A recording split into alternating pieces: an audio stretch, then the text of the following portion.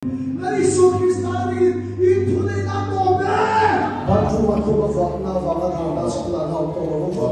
Amela pasi pakai proses.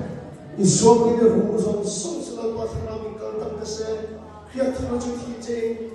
Yesus ini dalam fam kimso hemose. Mana so aja. Kita bersih betul nak bohong tu tu. Ulai orang macam tu. Kita bohong tu ni orang macam tu. Amela pasi pakai proses. Kita bohong kita kita. Susu kita kita. Amena pasimo ke boloshe. Aban ve da fi athana shina. Zoimang sa na ti somne na si program. Sima hai ki ko. Zomo ko ti somne. Amena pasimo ke boloshe. Pani akan kanin worker is na naya. Ay sa kapadang de lo di sa atin ko kanin aluluwa ka awang na pahin na problema naya. Susu sa rin na na pamkin asan ni. Jadi trong teh tengah rok kalau dia akai cina, susu saya yang pernah saya chinpo azuro bokse.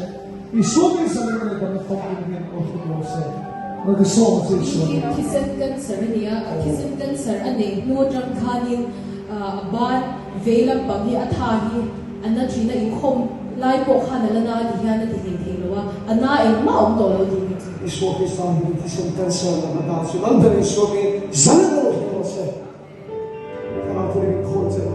Abang Fira macam ni, saya lah, bosnya anak Cina, cuma semua ada lagi. Kita harus cakap ni ya, amali akan Cina, anda harus cakap asal Cina, bukan cuma dan mereka macam ni abang hinaya pada musuh. Amin. Lepas itu pakai proses. Amin. Amin.